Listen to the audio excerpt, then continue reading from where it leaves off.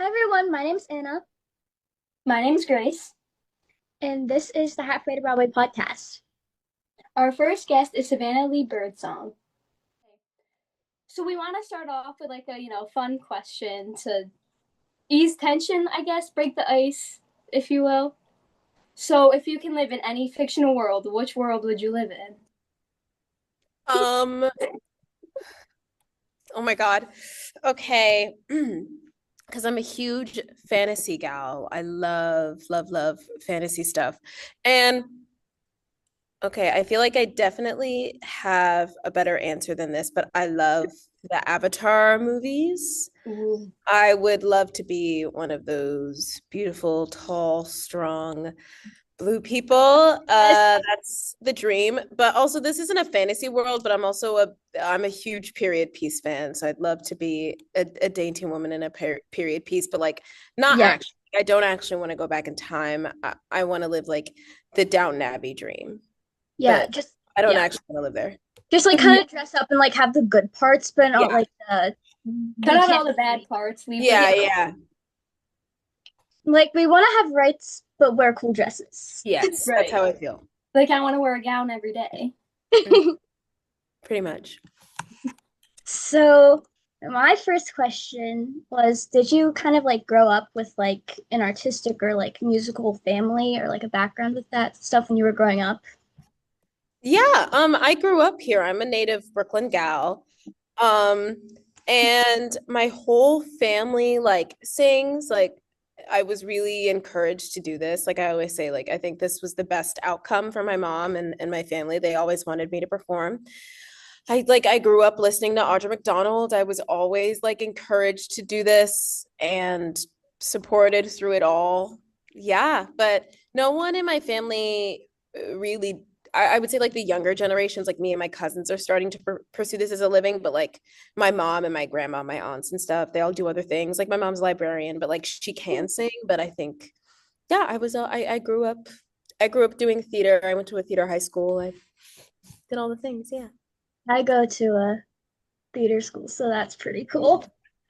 Yeah. Okay, my turn again.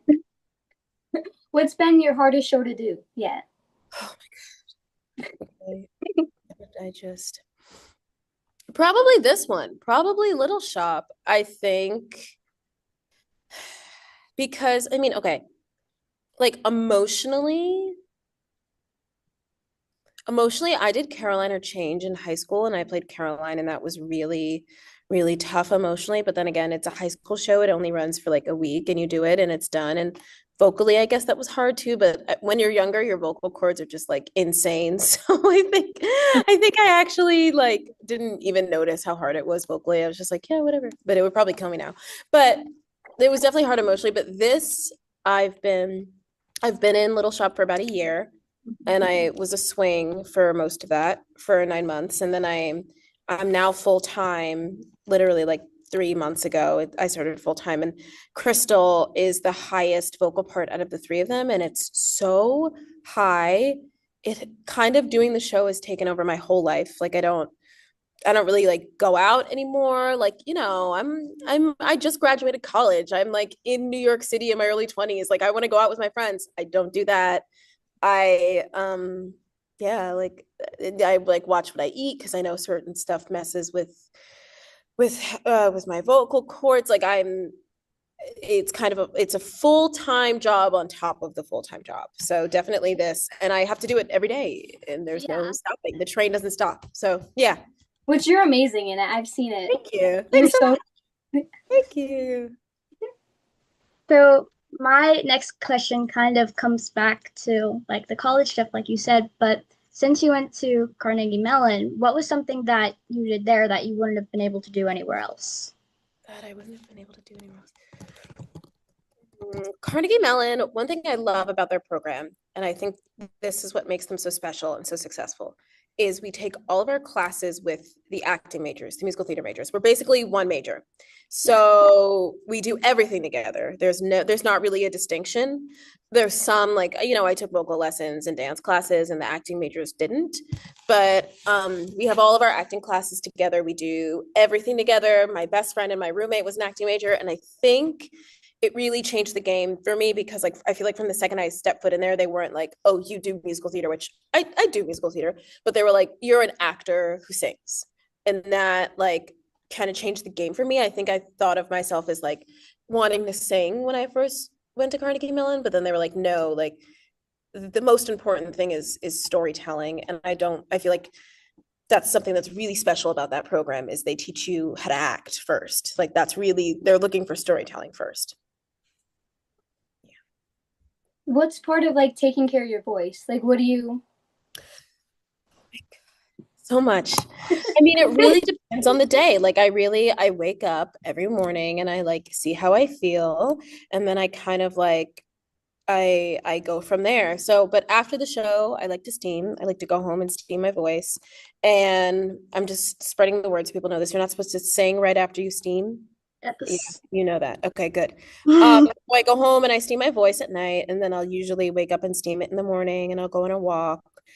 Something that's been really big for me, also, this isn't really a voice thing, is going to the gym and building that stamina so I can do the show every night is really important to me. But yeah, I steam. I'm horrible at this, but you should drink lots of water, but I hate the taste of water, so don't listen to me. I'm an awful water drinker. They have that Chinese herbal syrup. I forgot what it's called. I Yeah. love drinking that. What else do I like? Um, Really, like I said, what's gonna kill you is talking a lot. That is gonna that's the silent killer is staying up late, not getting enough sleep, and yapping.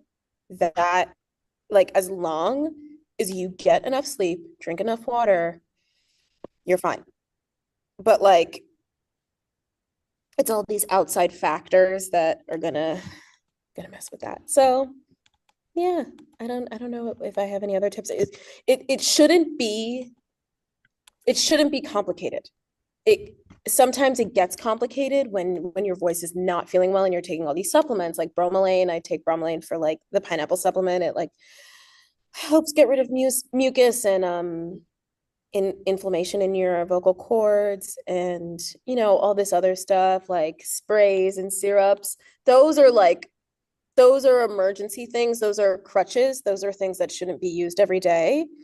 Um, Really, it's like water, sleep, steam, nebulize. Yeah. Those are like the things you should be doing every day. Okay. I'm trying to think. Okay. So what was something that you have done like in the past that you were really proud of? And then what about that would you change to be better at it? Like what do you mean? So like I think I said that weird, but I wrote like what was like your first like big or like professional audition and what would you change about it to like be Oh, like an audition or something. yeah. Um, I don't really have any advice on like anything that I messed up like in an audition. I think every audition that I go, oh, maybe that wasn't the best. It Yeah. was something that wasn't right for me. Yeah. Like yeah, something that just wasn't meant to come my way, which is kind of an annoying thing to say, but it is true.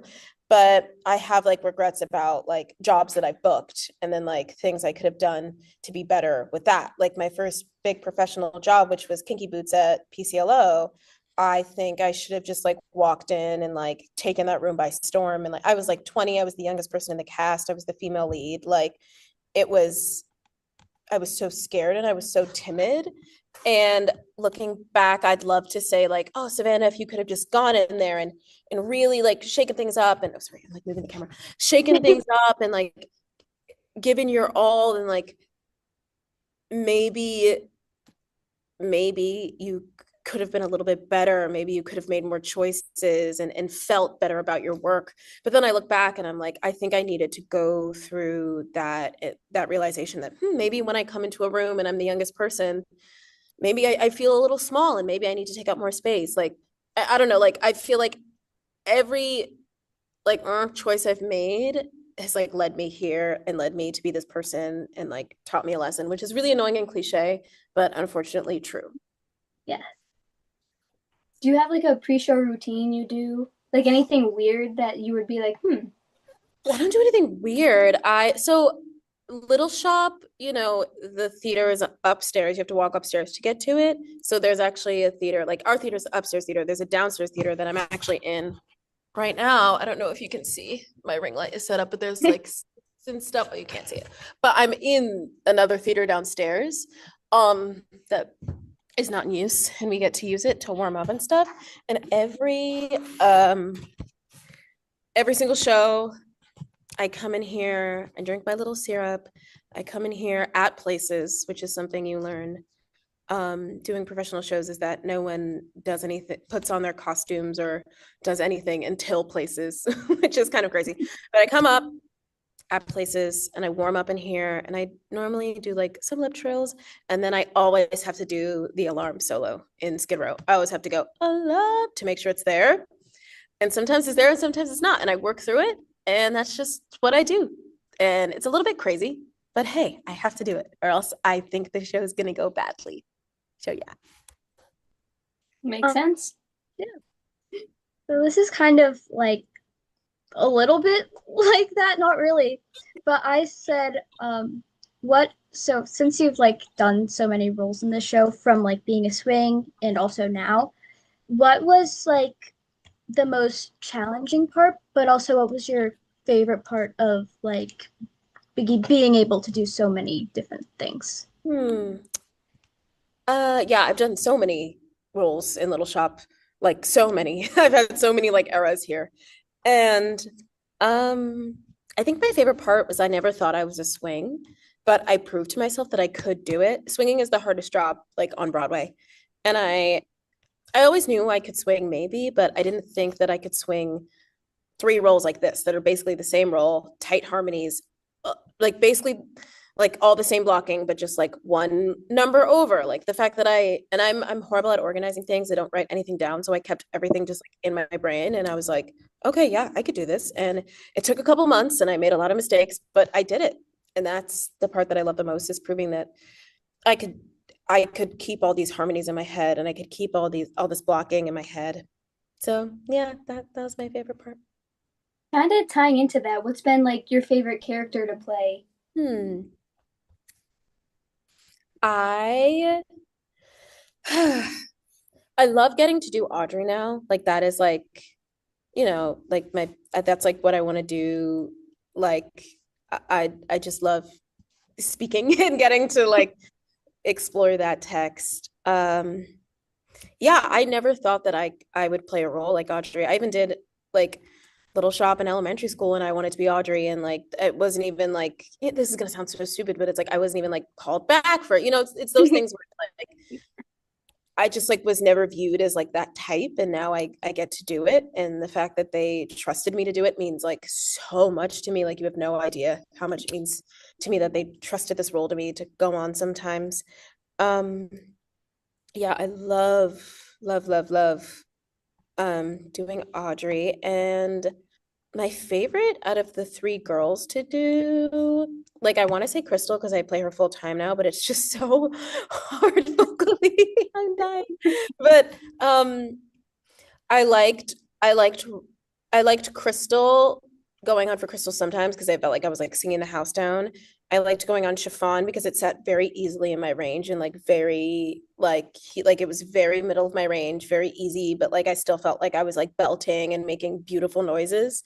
And Ronette I like doing because it's low and she's got like a lot of fun lines and a lot of quirky things, and she moves the dentist chair, and she's taking out this prop and that prop. Like it's like the most like hands-on one, but the least vocally fatiguing. So that's what I like about all three of those.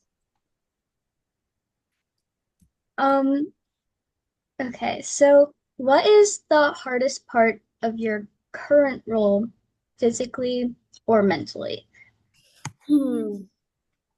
Physically, um, well, we are dancing the entire show.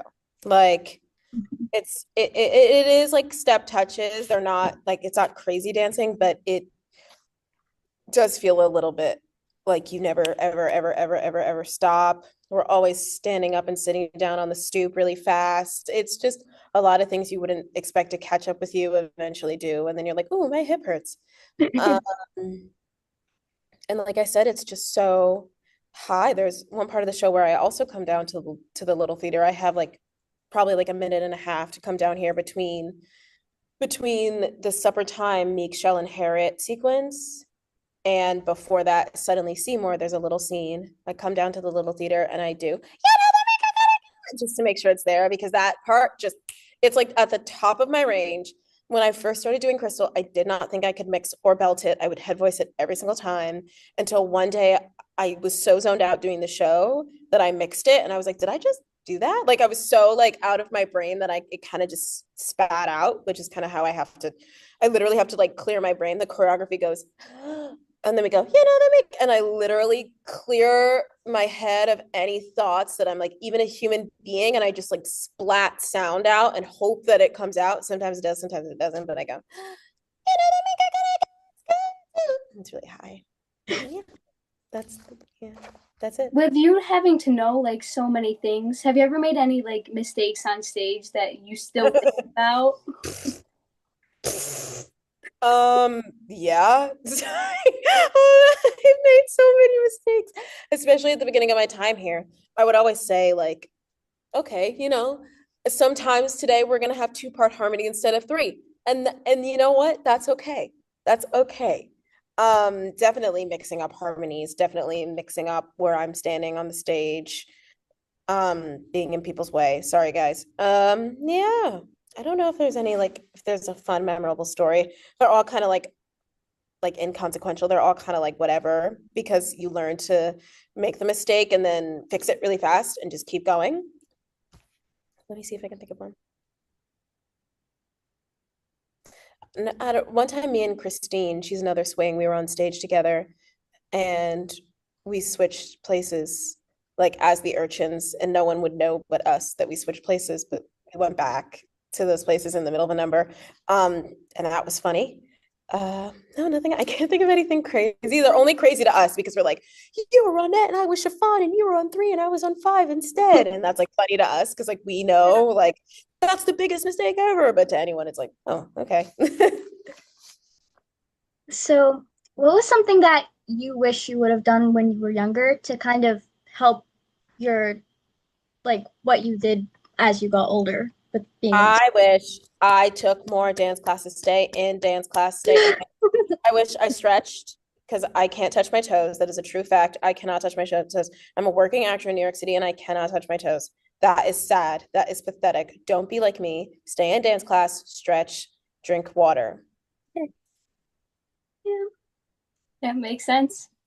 So, who do you think like the coolest person you've like done anything with is? Like, who do you think that you're like, I never thought I would even talk to them, let alone work with them? Literally all of our Audreys I'm obsessed with that I've worked with. I've worked with going back, Sarah Hyland, coolest gal ever, loved her so much. I only did the show with her for a week and she was amazing. Then it was Sherry Renee Scott. Oh my God, a legend, like in her own right. She is fantastic. She is so she played that role in a way I've never even like thought. She was so unique. Sherry Renee Scott is a Broadway legend. Liz Gillies came here and like changed the entire environment of our theater. She is like such a team player. And I love her so much. She was such an amazing actress. And now we have Maddie Brewer, who I've literally been following on Instagram since I was in middle school, and now I get to work with her. Are you serious? And be her understudy? Like that's crazy to me. But yeah, Maddie Brewer is just also such an incredible actress. Oh my God, it's like a privilege getting to watch her on stage every day. And yeah, I love all of them so much. And now Thomas Doherty is our Seymour, and like I've been in love with him since I was like 18, so that's crazy. Yeah. this is kind of similar to that question, but who is someone that you kind of like aspire to be like or who's inspired you a lot? Like in general? Yeah. Hmm. I love Aniganani Rose. I think she's had such a beautiful and long and sustainable career. She's done everything from like Broadway to movies, Dreamgirls. She's voiced a Disney princess. I think she is such an incredible actress and an incredible performer. And I would love to have a career trajectory like hers. I think she's amazing.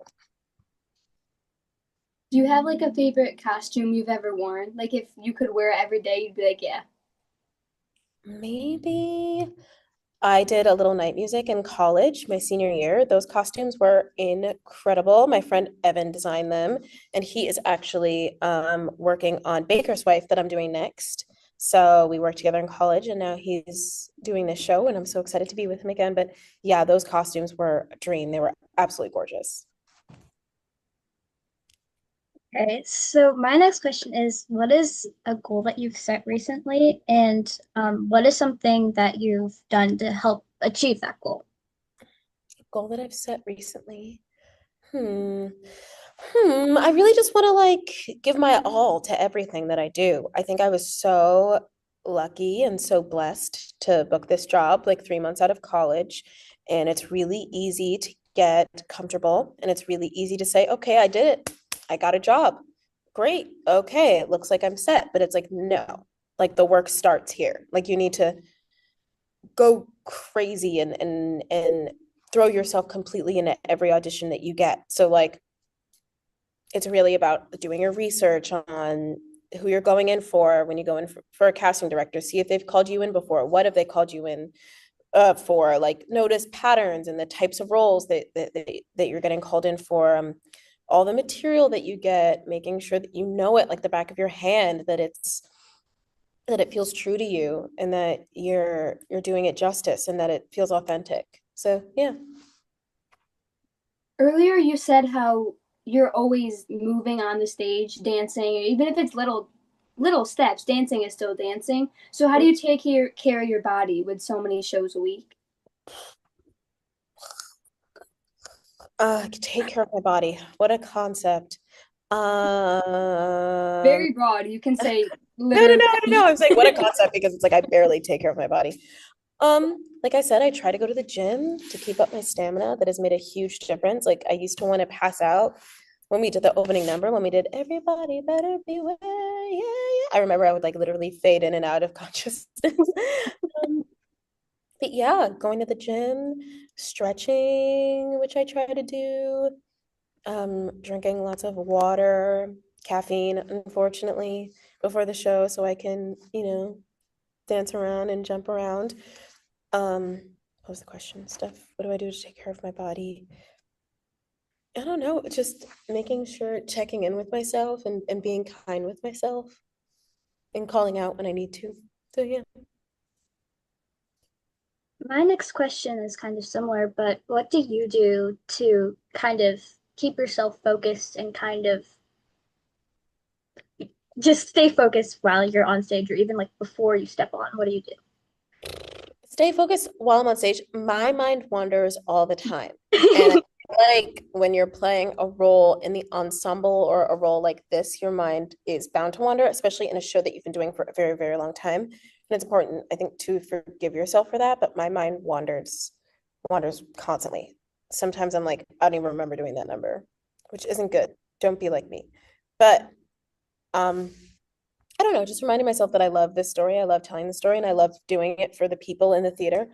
That keeps me grounded, that keeps me in the building.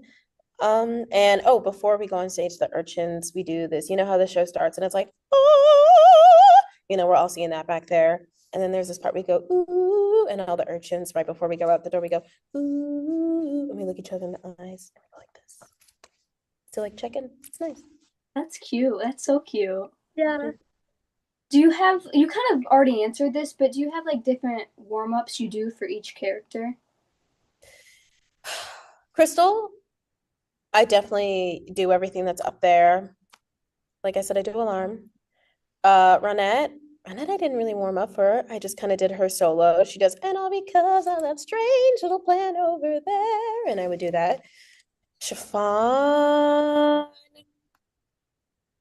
Chiffon, again, I would just do, she has this note at the end of You Never Know. Her harmony was like, let's see if I can remember. It was like, don't go to show you never know. And I would just make sure I could hit that. And I would just, check in vocally. I don't like to do a long warm up because then it wears out my voice. So I like to just check in and make sure I've got those top notes. And then I'm like, I'm good. Doing the show will warm me up, but as long as I got those top notes, we'll be fine.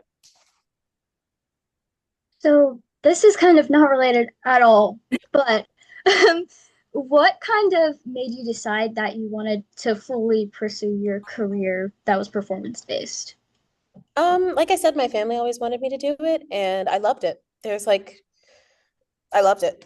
Like I was not forced to do this by any means, but like I was encouraged, and then I did my school musical in elementary school, and I was like, I love this, and I don't want to do literally anything else, and I can't do anything else, which is really unfortunate because I want to make lots of money, and I want to be lazy and do nothing, but that's not possible. This is the only thing I can do, and I'm doing it, and I love it. Makes sense. Thanks. What was like the first like musical or play you ever did? I did Once Upon a Mattress, which is kind of a random musical to be your first musical, but yeah, I was in the ensemble of Once Upon a Mattress. Then I did The Wiz a year later, and I was Dorothy, and then I did Little Shop, and I was the voice of Audrey too. Um, this one is kind of similar, but what is one of your first memories that you have with like anything kind of related to like theater or performing at all?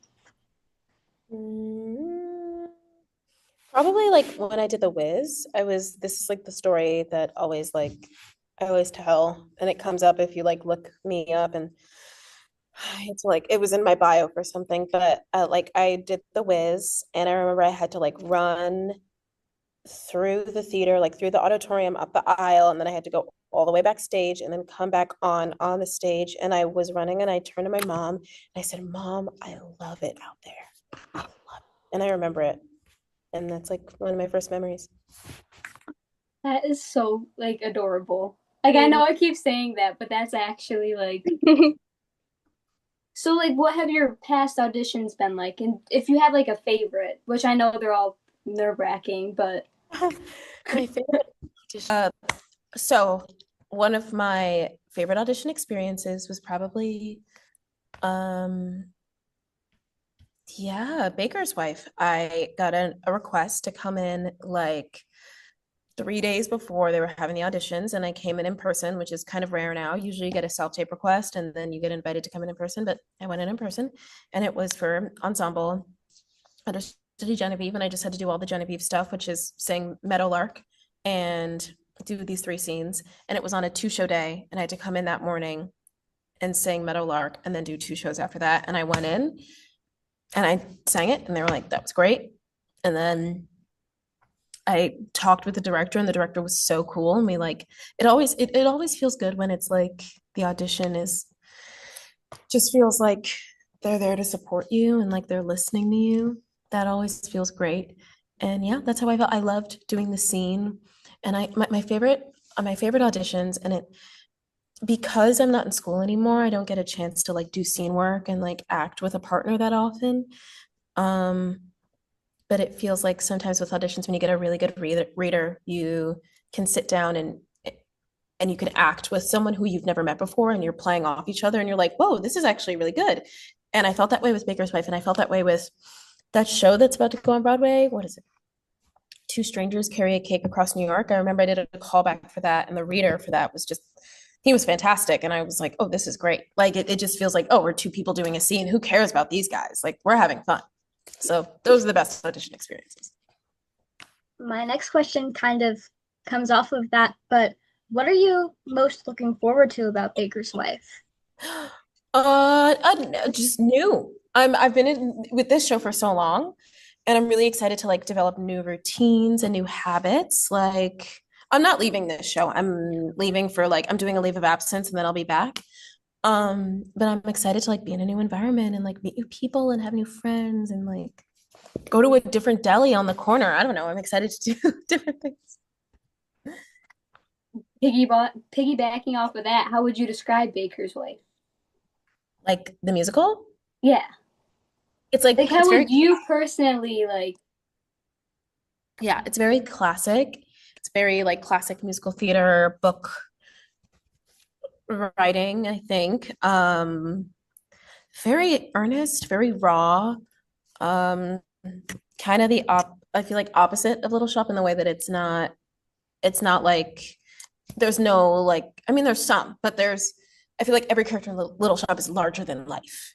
Like we're all on. And Baker's Wife has tons of like small intimate scenes where it's just like two people connecting and saying things. I think that's all the questions I have. Yep, I think that's all the questions I have too. Oh my God. Yay, you guys, thank you so much for asking me to come on your podcast. This is Well, Thank amazing. you for coming on. thank you so much. That was, I've never done anything like this, so thank you so much. Yeah, no problem.